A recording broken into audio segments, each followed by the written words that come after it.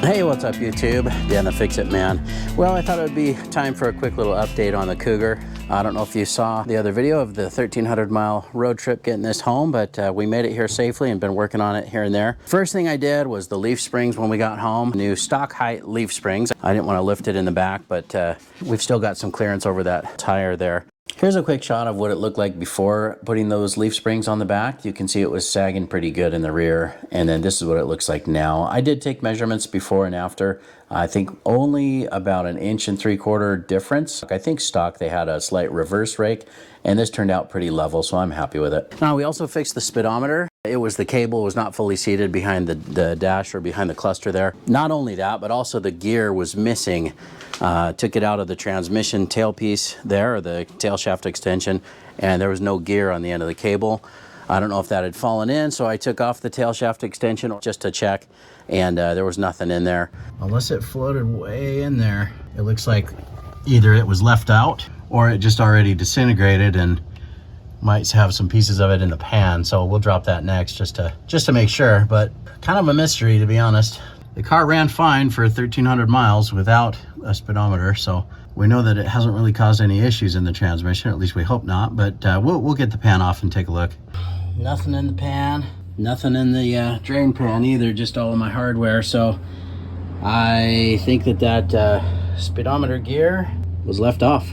So that's all I can deduct from this. So no big deal. I needed to drop this pan anyway. I am going to work on that shaft seal that is leaking. If you see there, this shaft is leaking. I've wiped it off, but that's leaking really bad. So I think I'm just going to drop the valve body out and just try to press in a new seal. Call it good.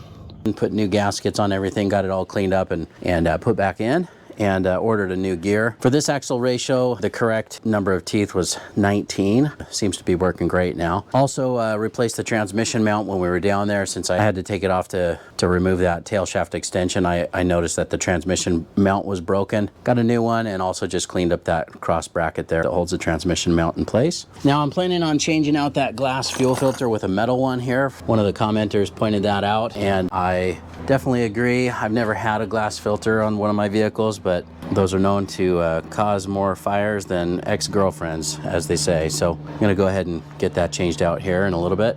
Also, I think I found the source of the oil consumption or leaking. Now this was not leaking, you know, where it was parked, and I didn't see anything or any drops where we parked along the way at the hotel, but we were using about 1 quart of oil every 200 or so miles. We went for a drive on a real hot day, and the oil light came on, so I panicked, stopped, checked the oil. Oil was just about full still, but it was so hot and so thin, I wonder if we were just kind of lacking pressure there, because I was using that 1030 SuperTech. So while I was trying to diagnose why that light came on, I thought maybe the sending wire got knocked off or was grounding out somewhere else, because this does operate with the ground. So our oil pressure sending unit is right here. And as I was taking this out, it broke. I don't believe it was broken before, but I do think it was leaking right here on this seam.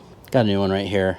Same style. I'm going to put that in here shortly. But I also wanted to check the oil pressure before I put that back in. Picked up this gauge kit, or oil pressure and transmission pressure test kit from Harbor Freight. I'm just going to find the right fitting and put that in and see what we got for oil pressure. So that's what I'm going to do right now. And if we can verify we've got some good pressure, I'm still going to plan on changing the oil. And I'm going to go with this Castrol GTX 2050. It's got some extra zinc in there. Let's get the right fitting on here and hook up the oil pressure gauge and see what we're looking at. This, of course, does not have the gauge. This is just the light that comes on, or the idiot light, as they call that. But we had oil, and it was running fine. You know, no noise or anything, and I'm pretty sure we were really hot that day. Somebody else had mentioned I should put a shroud on here because I don't have one, and I might be picking that up here soon as well. But let's just double check our oil pressure, make sure we're looking good, and then we'll probably do an oil change here real quick and change out that filter as well. All right, so we've got the gauge hooked up, ready to start it. I put the battery terminal back on. I had disconnected that just to make sure nobody started it with that sending unit out. I'll show you down here.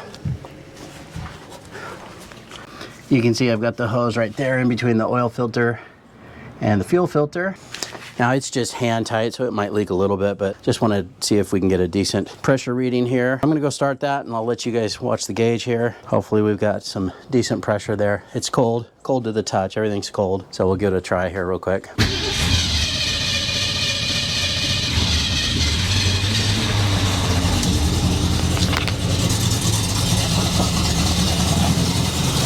Okay, that's good. I'm happy with that. This is still that thin oil, or that thin weight oil.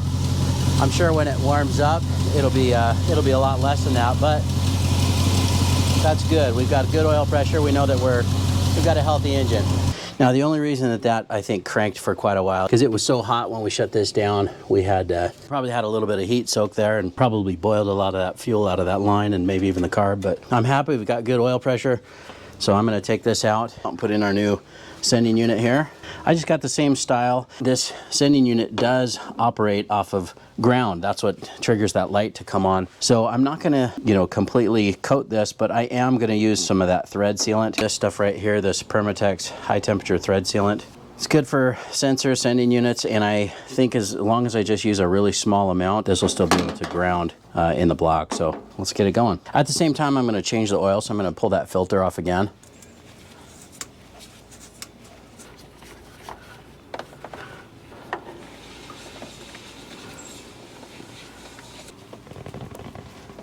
Oh boy, that's really on there.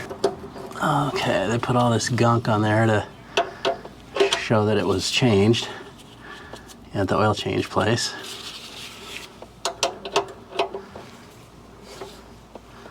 They really snugged that thing down.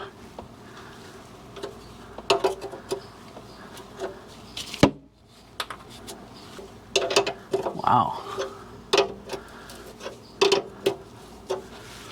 I guess I should have just grabbed a socket. It would have been easier, but.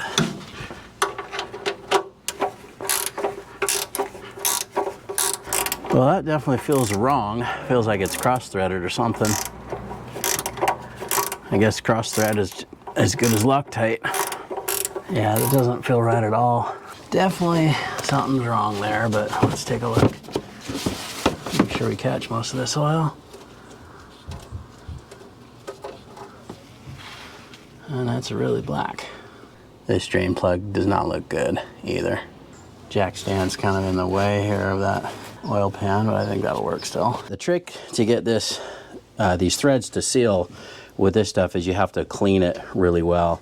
So I'm gonna grab some brake clean on a paper towel and see if I can't clean that up. See, I just kind of twisted that paper towel with some brake clean on it, just trying to clean the surface of those threads. The socket I'm using on this is a 26 millimeter. But I think it's supposed to be an inch. I just don't have an inch socket on me right now. That's how much I put on, just very little. It's almost like a liquid tape, but I use very little because I still want that ground to work. And let's hope that that seals.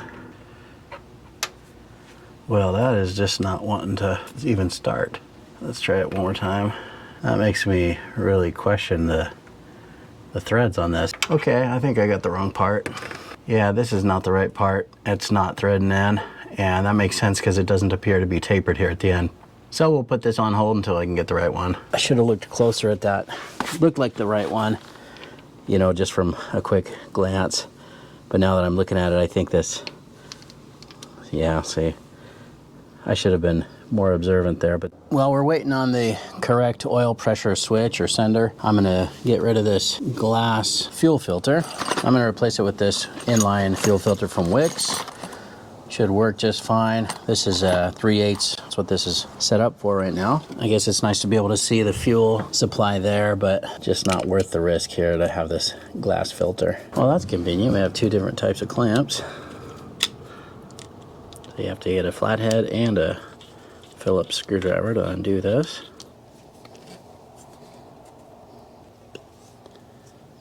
Well, there it is. We did have some junk in there.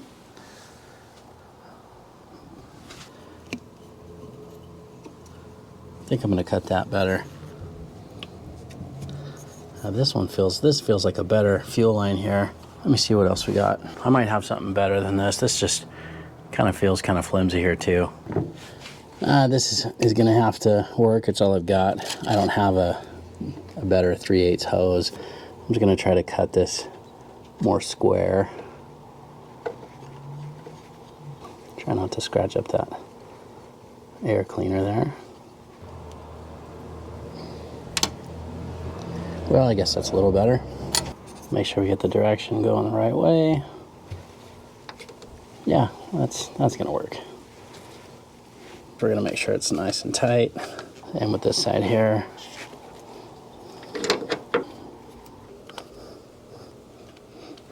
This line might just have been cut, and so I think he double clamped it here. Let's just double check, make sure those are nice and snug. Well, that's a little better, I guess. Gives you a little bit of peace of mind. I mean, it's not the prettiest up here like this. I might get that little side fitting that they make for these Edelbrock carbs that just kind of comes down and comes straight out here. And maybe we can route that a little bit better than this. It's safer to have them at a line, but it really does cause some issues as far as heating up. A lot of people I've noticed have replaced that just from the pump to the carb. They just routed a different way with like a fuel injection line or something. But right now this will work. I know it's not real pretty or tidy, but definitely happy that we got rid of that glass filter. And I'm okay with how this sits right here right now. Okay, I think we're set now with the correct part. The one that I had bought previously, PS10T, these are standard motor products. Let's take a look. So this looks similar to what I had in the car, but you can see the ends of the threads, they are different. This even has that little taper. I think that's kind of indicative that it's the NPT, and I could not get this to get started in the thread. So let me show you what we ended up with. Now this one looks different. You can see the threads look the same on this one. I think this is more in line with what it originally came with, and it does have the correct little connector for the back. So that's one we're gonna use. It's already got some sealant on it, and I'm just gonna leave it like that and screw this in. So let's go put that in right now. All right, we'll just thread that in.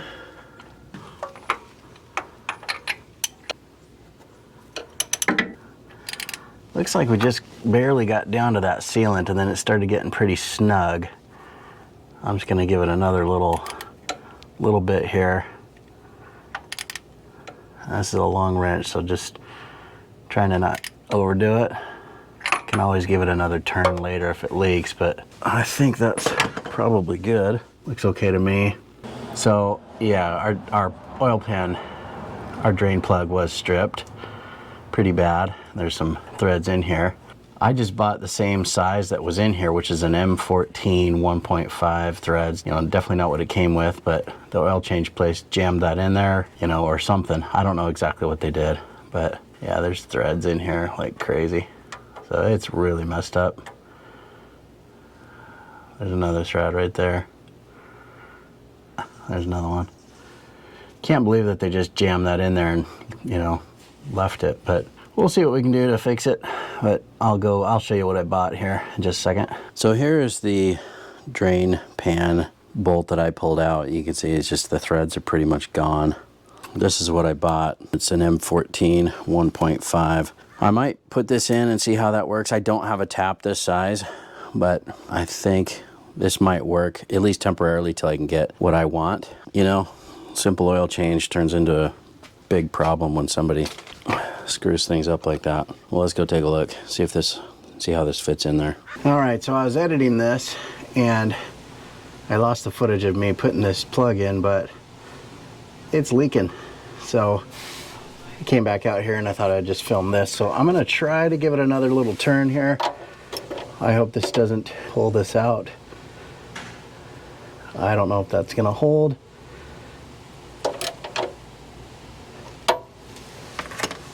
All right, we'll see if that doesn't leak. I'm not real confident in that, but I really don't want to tighten that too much. So we'll see. I'll keep you posted if it does. I think we're just gonna have to keep a close eye on that and see if that does leak. But let's get the oil filter on and put some new oil on that and fill it up with oil. All right, got our new filter. This is a Wix 51515. And do yourself a favor, write the mileage on the end of the filter and the date, and put a little bit of new oil on here. And then we'll just spin that on. All right, and then we'll give it 3/4 turns. And just a little hair more. Never tighten these with an oil filter wrench, you'll never get it off. I think we're good. Let's go put some oil in it and start it up. I almost forgot the wire for that oil sending unit, which I had put it up here. So I'm gonna fish that back down and go back down underneath and hook that up. All right, that probably would have been easier to do before putting the oil filter on, but we could still do that. That looks good. There we go.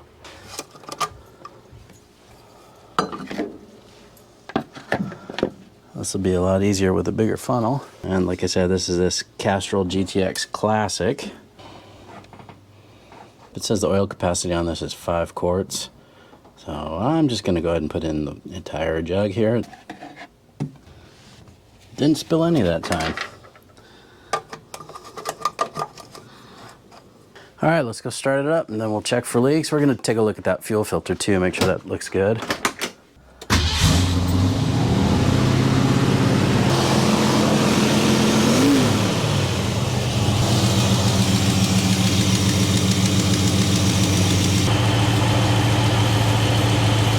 That looks good.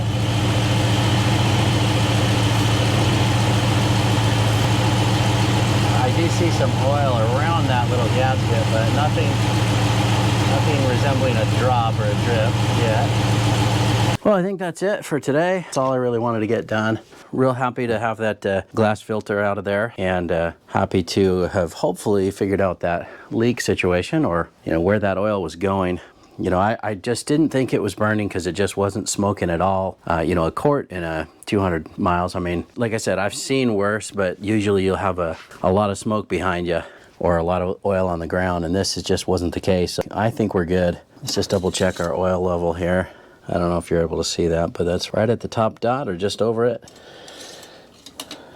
A little bit of an issue with that oil pan drain plug, but it's in, and hopefully that'll hold us until I figure out what I want to do to get that fixed right. But I'll just have to remember that next time I go to change the oil, and I'll try to get everything that I need ahead of time. But this is good to get back on the road. Oh, I did want to show you the other thing I did. I fixed that back window that was not rolling up.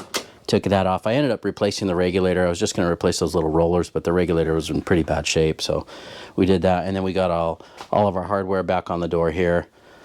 So I'm sure there's been a few other little things I've done. It's kind of a blur. If I remember, I'll maybe mention them in the next video on this. So let's go for a quick drive, but I think other than that, I think we're done.